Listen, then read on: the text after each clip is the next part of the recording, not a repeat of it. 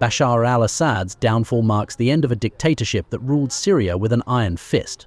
The fall has shed light on the horrors of his regime, from industrial-scale drug smuggling to mass incarcerations. Syrians are now sifting through IDS outside Damascus Mezeh Air Base, desperate to locate missing loved ones. The streets of Damascus reveal even more gruesome findings.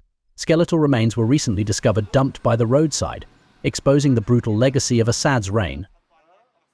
At the same time, again, we want to avoid sparking any kinds of additional conflicts inside of Syria at a time when we want to see this transition to an interim government and to a better way forward for Syria.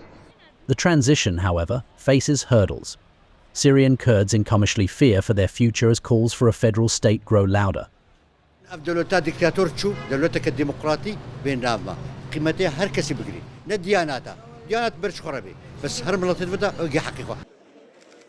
Global powers are watching closely, with G7 leaders set to meet to discuss the country's transition and ensure stability in the region.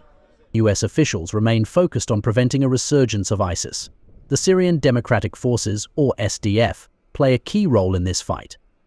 The so-called SDF, the Syrian Democratic Forces, that we've been supporting, they've been critical in making sure that ISIS is kept at bay, critical also to guarding the detention facilities where thousands of foreign terrorist fighters have been detained for years, keeping them off of the battlefield, keeping them away from rejoining ISIS. That's a critical mission. Amidst the chaos, efforts to secure justice for Assad's victims are underway. UN investigators have compiled lists of 4,000 suspected war criminals, aiming to hold top perpetrators accountable. Meanwhile, Syrian citizens demand real change.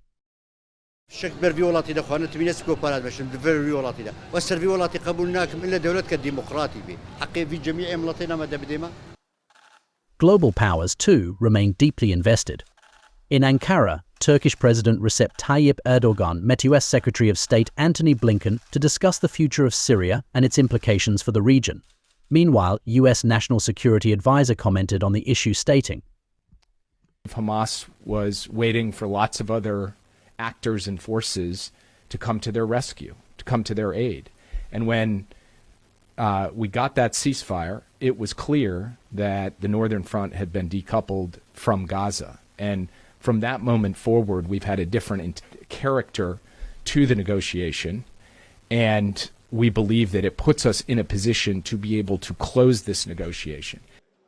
As G7 leaders prepare to meet, the world watches closely, balancing hopes for democracy with fears of renewed instability. Syria's new leadership has a challenging road ahead, but their promise of justice and rule of law is a glimmer of hope for a war-weary nation. Bureau Report, NewsX.